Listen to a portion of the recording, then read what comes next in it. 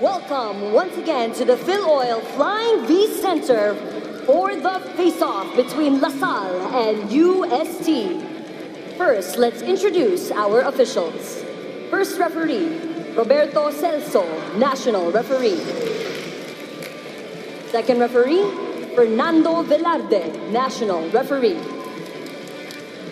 And now let's hear you cheer for your starters. First, for the DLSU Lady Spikers.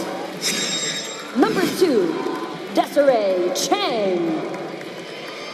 Number 5, Des Clemente. Number 6, Michelle Cobb. Number 7, May Luna. Number 8, Jolina De La Cruz. And number 13, Aduque Agunsanya. Their libero, CJ Saga. And of course, their head coach, Ramil De Jesus. And now their opponents, the UST Golden Tigresses. Number 4, Caitlin Viray. Number 7, Dimdim Pacres. Number 8, Ea Laure. Number 12, Casey Galdones. Number 16, Cici Rondina. And number 20, Mafe Galanza. Their libero, Janelle Delerio. And their head coach, Emilio Kung Fu Reyes. It's green versus gold. Let's begin the match. Speaking of our Coliseum Barker, happy birthday to the beautiful Cassie Gormley, who's right beside us here. Happy birthday! Happy birthday, happy birthday. We'll get a shot of her later after we get the first 6 of the Lady Spikers. Des Clemente is back to the starting lineup of DLSU, while the Golden Tigresses without Milena Alessandrini. Sisimulan ko na yan. Anong adjustment, Eliza, sa tingin mo? Not only in terms kung sinong papalit dun sa 6, pero posisyonan, magkakaroon ba ng kaibahan yan? Sa tingin mo? Definitely, kasi nakita na natin dito ngayon pa lang sa loob si Tim Pacres, who plays as an opposite spiker. And nakita natin andyan din si Ea Laure. So hindi natin alam kung sino ang magiging outside hitter and sino magiging opposite. First to serve, we have number 6, Michelle Cobb.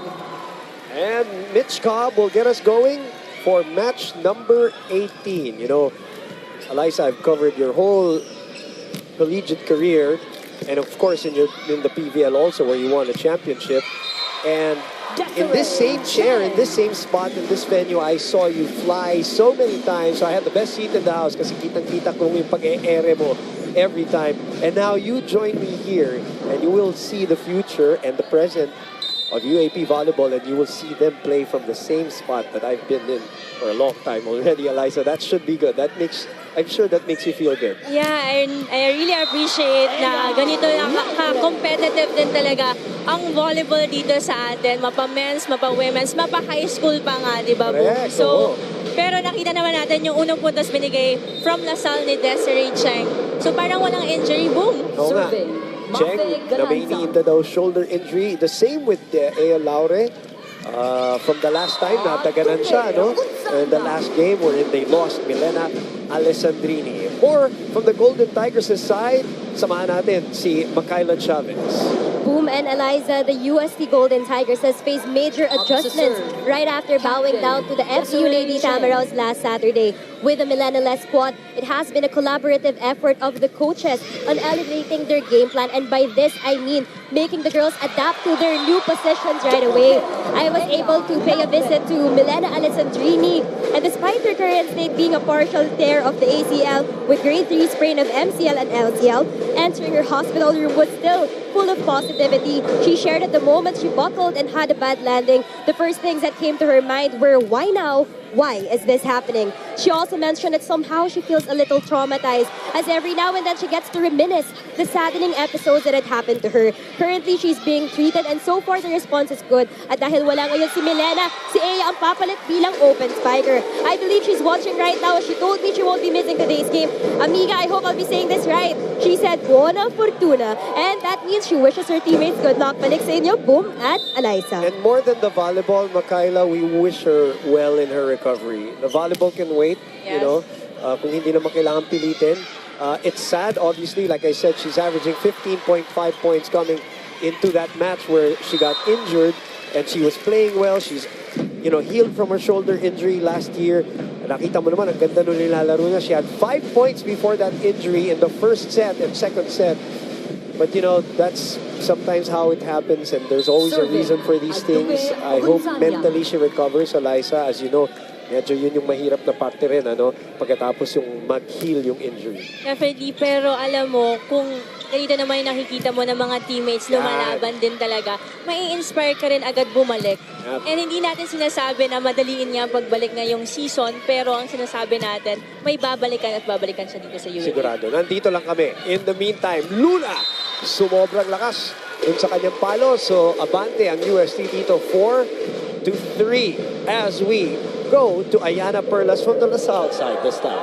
Boom and Eliza, the Lady Spikers have suffered their first defeat after a 14-game winning streak. But in the words of a not happy but not angry Coach Ramil De Jesus, hindi kailangan magluksa. Ang kailangan gawin ay doblehin ng sipag. Now, the loss may have brought the girls to tears, but the girls choose to be optimistic, look forward to redeeming themselves, and of course, get back to that winning streak. Ika nga ni Coach Ramil, walang sisihan. Nagsisimula pa lang ang laban, hindi pa nagtatapos. Alam ng Lady Spikers na magiging mabigat na kalaban ang Golden Tigresses, pero history says kung paano bumawi ang Lady Spikers sa pagkatalo. Your thoughts, Boom and Eliza? Thank you very much. 14-game winning streak which dated, as I said, to last year, first round of season 80. Also, it was the first time that UP won in 2 years against DLSU as Rondina back-to-back smashes, giving them a 3-point lead and a Gatorade-fueled spike of the game. Now you know what I'm talking about, Eliza, yung view ko. This angle, though. Ganda, di ba? Ma-appreciate mo talaga yung Oo. matataas na talo ng mga babaeng naglalaro dito sa UAP. Pero alam mo, nakausap ko nga si Coach Ramil after that game. After that heartbreaking loss. Pero alam mo, nasabi lang talaga niya na it was breaks of the game. Yes, it was. Kasi alam mo, hindi natin alam kung sino talagang mananalo sa game ngayon kasi both teams are playing really good. Pero, syempre, I think UP just really wanted it more. Mas matibay ng konti dun sa dulo. In the meantime, nag-timeout kagad si Coach Ramil. Hanapin mo na siya. Di ba ibukas mo yung zone 1? Naiintindihan mo? Kasi yung roster talaga power niyan eh. Naiintindihan? So yun lang mabandayan mo. Wala ka naman mababandayan eh. Kahit ng bigyan ng bola yun. Importante pumasok tayo. Yes, coach. Babawi ako Relax sa lang, basa. relax. Yes, coach. Sobrang tight eh. And then yung points, enjoy nyo lang yun every points. Hindi yung nakapatay tayo para tayong walang nangyari. Okay, ikaw na lang. Okay, let's go. Bawi naman tayo, ha? Give the backrest with the off-speed. Saga diving. Des, hindi na niya nahabol yun. Your thoughts on that, Ramil? DLSU timeout. DLSU's timeout, rather, Eliza. Alam mo, ang na-pick up ko talaga dyan, kaya nakakamiss din maglaro sa UAP. Alam mo, it's not all about the talent, the skills, but also the character of the player. And sabi nga ni Coach Ramil, mag-enjoy lang kayo. Every point, when you get a point, celebrate. So, Alam niya yan. Alam mo yan. Oo. Very well. Technical Champion. timeout. Dalawang sunod. 8-3. This lead is now at its biggest at 5.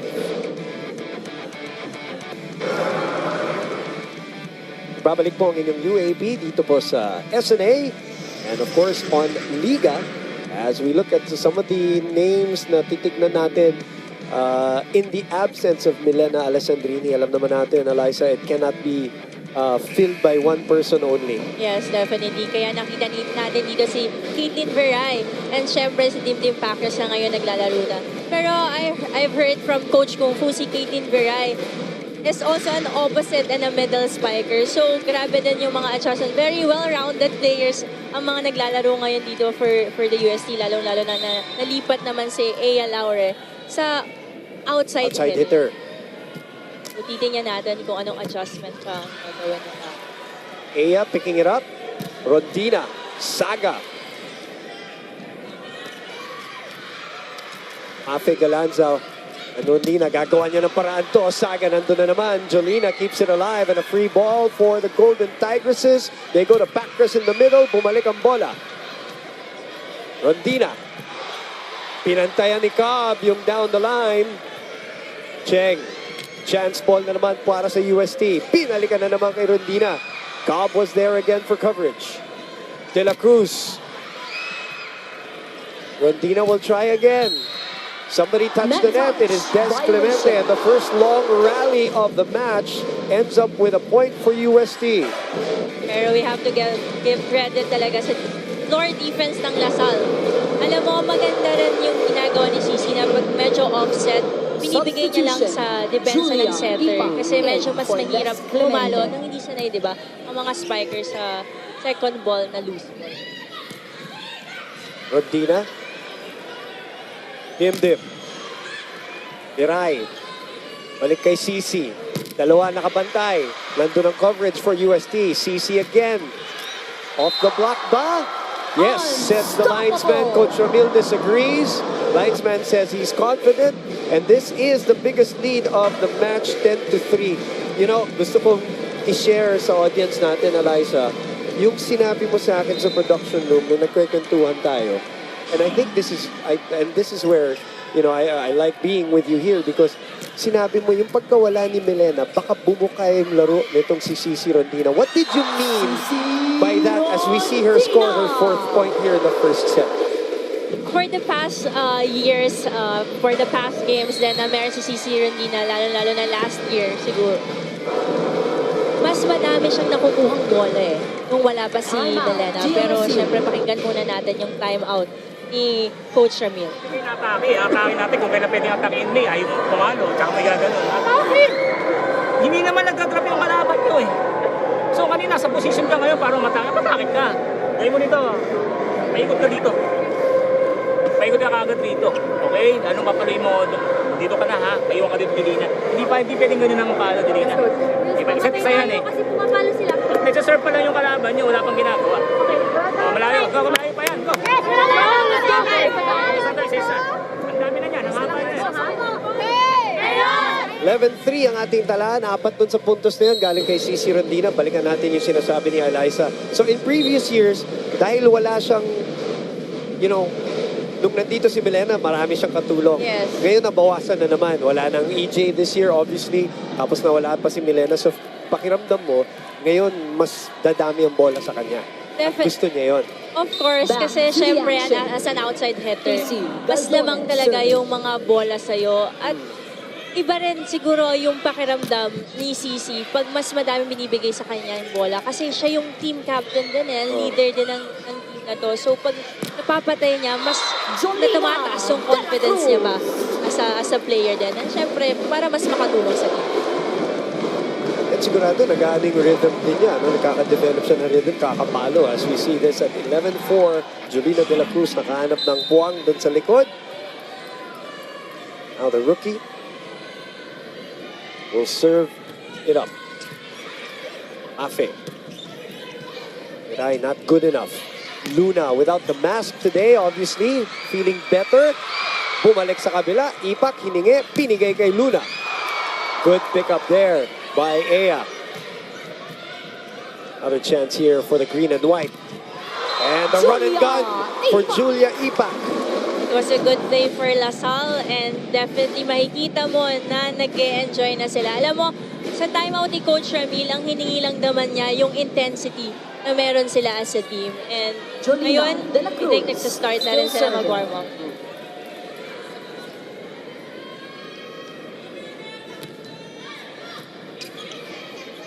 Galanza will underhand it to CC. Off the mark. Malakas. So from 11-3, 3 straight points from Lasal. Ang lalayo ng set ni Mate. Rin sa mga magagaling tong Jolina, yung service niya talaga. malakas, may kargado din talaga. Nahihirapan ang UST ngayon to get their first ball. Good luck. So, yun ba yung tinatawag na G? Yes, yes. Welcome to the panel, Eliza. With the broadcaster's jinx. First game mo kaagad, first set kaagad, ha? Hindi ko pinatawad, ha? Serving, Dimdim. 12 serving 6. You know, nakatulong din kay Jolina that not a lot of conversation about her in the off-season alone. Siyempre, mas nakakatulong yan minsan sa ganyan. Most of the conversations as we see Ipak score, May Luna score there, were on Des Clemente. And rightfully so. One and done player, two-time best middle blocker. Hindi nila alam na nandyan alam ng tao si Jolina na nandyan. And she was obviously very good in her high school days. But there wasn't much buzz as it was for, let's say, Eya, di ba? At nakatulong sa kanya yun. Pumasok siya dito, relax na relax. Eto, walang relax doon. Cici Rondina with a frontline smash. Wala akong masabi. I saw your reaction, Eliza. It looks easy. It looks easy. That's a good, probably still 12 inches before that front line. And you can just do that when you jump so high, and that wrist reaction is really fast. It's not cross-court. It was just right in front. And it looks like it's normal for her to do that. It is. 5 points for her in the first set. And a 6-point lead for UST. Cheng. It'll be interesting to watch her today. Maybe that shoulder injury. She's going to play through the pain. I think Des Cheng is really a veteran right now. So, kahit may masakit sa kanya, alam niya kung paano gawa ng paraan. Serving, And it shows naman. Kaya ngayon, mas lumidikit na sila dito sa US. Baka pareho yan ni Cici. Huling taon na nila. So gusto nila talagang mag-iwan ng marka para sa kanilang mga universidad. Out is on the front line. Cobb opens up to Cheng. Cheng. And Bakr sends it over. They go to the back row to May Luna.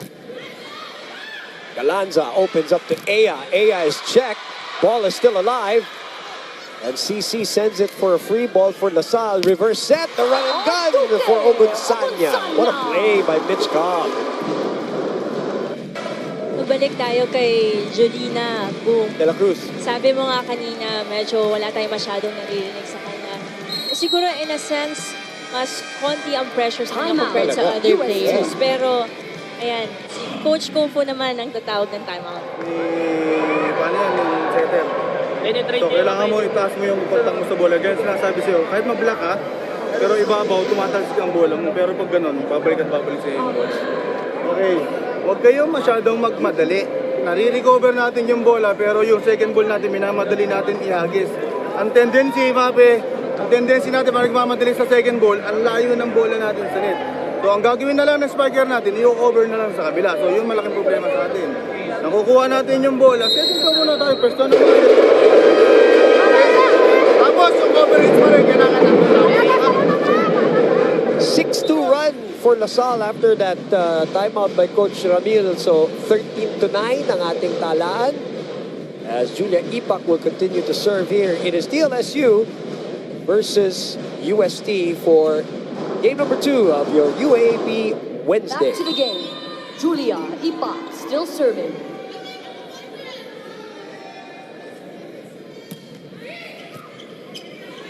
Afe. Laure. Checked by Cobb. You know, I said this to Mosey not too long ago. Most attackers, outside hitters will attack obviously the smaller blocker, di ba? Setter na maliit. Mitch Cobb has elevation from her vertical leap that a lot of people forget, you know, but when you see it live, you see that she can jump with the best of them there. And maganda rin kasi talaga yung timing ni Michelle oo. Cobb. That's an ace. That's an 8-2 run already for the defending champions. Ay mapipilitan na si Coach Kung Fu na magpalitan ng tao dito. Jimenez will come in, Dicar will come in, Backrest and Galanza will move out. At masaya na yung DLSU ngayon with itong rhythm na nakukuha nila ng konti. Dalawa na lang ang kanilang hinahabol. Mel Jimenez on your screen. Auer will try again, and for the third Double time, kill. her access is denied. Great blocking team. Pugunsan niya naman dito. Kanina si Cod, ngayon si Duque. Isa na lang ang hinahabol ng defending champions, 12-3. Alam mo, parang pinaghandaan din talaga ng Lasal ang UST in terms of blocking. Kasi alam nila, syempre nakita natin from their last game, mataas talagang attack percentage ng UST. The UST is the best attacking team, the best spiking team. And you have 3 in the top 10 of scoring in Milena and Ia and Rondina. So, kung sa opensa lang, they're the second best, let me correct myself, second best spiking team, second only to Ateneo. So, sa opensa lang, alam natin yan. Laura is blocked again. Chance here for LaSalle. Easy take here. Golden Tigresses. Balik kay Ea. In between the blocks. And we saw this even in high school and even in the V-League when she joined. There is something about her na parang hindi malakas ang loob talaga ni Ea. She really plays Caitlin Viral. more mature than her years. Parang ang tapang talaga, nakikita mo sa laro eh. Kahit ilang beses pumalo, Blanca, papaluin oh. at papaluin pa rin. Diba, oh? 3 blesses na na-blanca doon, pero Same effort ang binibigay niya every naka-block time. pa. So, naibalik ng konti ang abante sa UST 16-12. Magbabalik po ang inyong UAP. CJ Saga taking over, of course, from Dawn Macandili as the libero of DLSU against the Lady Maroons. Those were the numbers. Yes, big shoes to fill indeed for Don Macandili, but Coach Ramil has always had great liberos in his day. He's got great training. He's always trained them fundamentally sound Back to the game. in terms of their Caitlin digging and their Viral, reception. sir. At hindi lang yung mga libero, alam naman natin yan. You know, Coach Ramil really trust Saga. Kasi alam natin si Coach Ramil, once na ipasok ka talaga niya, malalaman mo may tiwala ka. So ikaw, as a player, ilalabas at mas magiging magaling ka rin dahil doon. Kumpiyansa ka, kumbaga. Oo. Ayan, Laure and Rondina, 8 points, rest of the team. 1, we expect that. Now that Milena is out, alam natin na dyan talaga kukuha ng mga numero itong UST Golden Tigresses. Alam mo, napansin ko lang din kay Saga, very vocal kasi din siya sa loob ng court. And that's Which is very good. important as a libero. So, it helps her team really well. Picar will move back to the bench, and so will Hilden Jimenez Patres and as Mate Galanza Galanza and back in. Patres are back in this game. Dalawa ang Michelle hinahabol Cobb ng to Lasal serve. dito with the second best server of the league on deck. It's Cobb. Oh, what a spot. What an adjustment in midair. Ea Laure.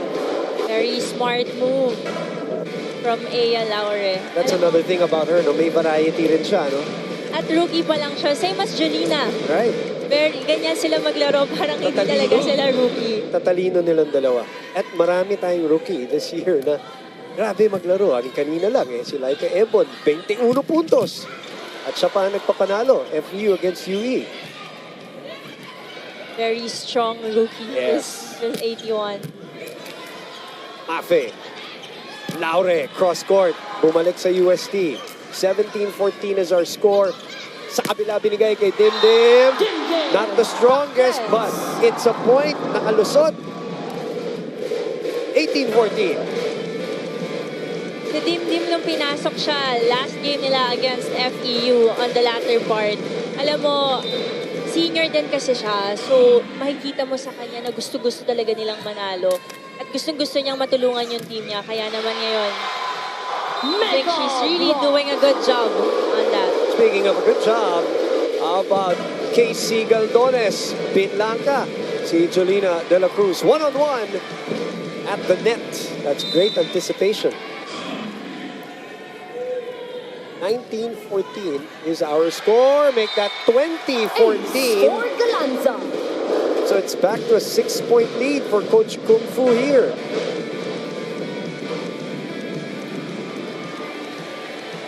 They're having a hard time first ball. First ball. Saga knew as soon as she let go. Underhand to Cheng. Desiree Cheng. Cheng playing like stops she's the not bleeding. hurt at all. Captain. You know, if it's your last year, Oh, Boom, wala. Nasakit-sakit. wala kang mararamdaman. And I love her. I love how she's like trying to rally the troops. Dati tahimik lang yan si Des Cheng. Remember when she was I in first remember I team? was playing against her season 76, 5 years ago. And she's super quiet. And now, siya na talaga yung nag-compose sa team niya. Alam mo yun, makikita mo talaga yung growth dito sa UAP ng bawat players. Kaya nakakatuwa. Not only from a skill standpoint, Yes. but yun nga, leadership and character standpoint. Cheng again. Dina. Ea, bumuelo. Cobb will open. Luna, bumalik ang bola. Apat ang inahabol na Lasal. Jolina De La Cruz off the blocker. Off the block, Jolina De La Cruz. This rookie, high reach, very powerful spike, and it results to a point. Would also be interesting if Mitch Morente still played for Lasal this year. If she would take that position as a starter. I Yes. asked that question to Doc AJ also. And we probably wouldn't have seen, you know, the true potential of Jolina. So talagang siya taking advantage of the opportunity. Pumalo na naman. Umiscore na naman. Double kill. After a hard spike, ngayon naman, nilagay niya lang sa spot na alam niyang hindi makahabol ng UST. Timeout. Very athletic, Golden very Tigresses. long, very smart rookie. Cutting the lead down to 2. Ulitin natin yung instruction. Nakakadampot tayo ng second ball, pero napakalayo ng bola dun sa net. Kaya ang ginagawa natin, pino-over na lang natin yung bola. Okay, Mape. Tingnan natin yung ano, kasi naka-establish na lahat ng depensa natin sa kabila. Papaluin mo ng tres si Dimdim. Magpa-play to ka. Si Eya mag-synco sa kabila. Okay? Pag may pasa, ngayon, kung wala, humalay na lang ulit. Okay? Hanapin mo muna si Eya. Kasi magpadala ka ng block. Pag tumatalong ka, mag-isa ka lang tumatalong. Wala sa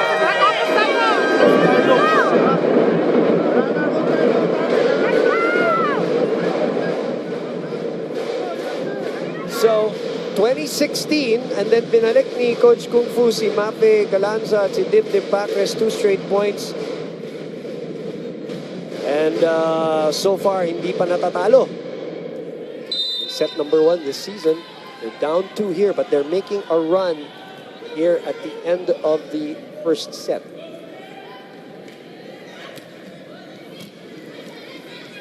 Galanza will pump this one to Dimdim.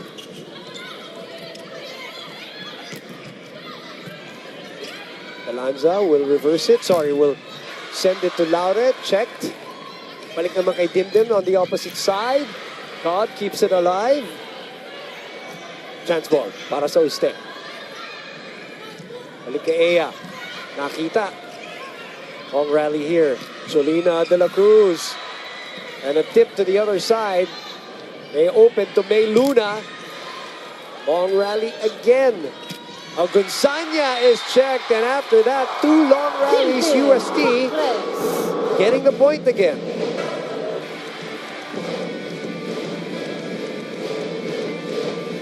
Alam mo, si Michelle Cobb, masabi ko lang to, kahit saan niya iba to, may papalot-papalo na spiker. Sarap ng buhay niya. No? She's got all the weapons. All right, now her team is down 3. Overcooked by May Luna. It's too wide. Coach Ramil looking at his bench. Down 4. It was a good intention from May Luna kasi pag pino-cross court niya, nakabantay talaga yung blocker. So she tried na ma-check or i-down the line, pero miss niya talaga yung line doon. Rica Rivera will come For in. the Lady Spikers, They allowed it. Tim Tiamson, the former starter, will come in for her batchmate, May Luna.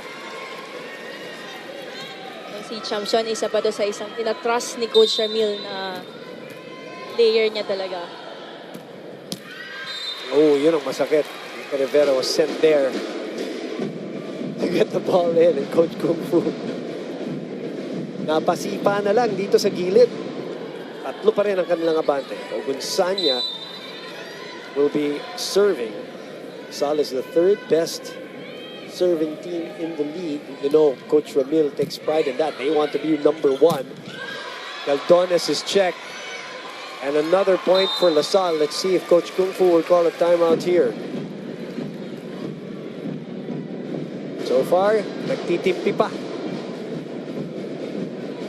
Seventh best server of the league so far. Aduke Ogunsanya Okay, to serve. Ogunsanya. Basang-basa ng Lasal ang lahat ng plays ng UST boom. Martinez on the front line. So why not? Sisi Rondina. Ganda na angulo mo, no? Ali, no? Sarap dito, di ba? 6 points for our hands-down best beach volleyball player. Naman nakatapat Women's naman division. si Jolina dun sa block niya. Yan, mabilis lang talaga yung first reaction ni Sisi. Kaya napalusot niya sa gitna ng kamay ni Jolina. And we are at set point in UST, bucking the absence of Milena Alessandrini. At set point. Is looking good here. At least in the first set. Casey serves it up. Hinabol ni Cobb. Tiamzon a little far out. Galanza goes back to the well. And the well is not dry yet. The set. So hindi pa natatalo sa first set ng LaSalle until today. They're trying to bounce back from their defeat against UP, but the 7 points of CC Rondina allows them to get set number 1. You are watching the UAP on SNA.